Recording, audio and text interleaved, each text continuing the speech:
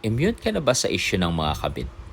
Parang tanggap mo ng bahagi na ito ng lipunan na tila normal na lamang itong nangyayari.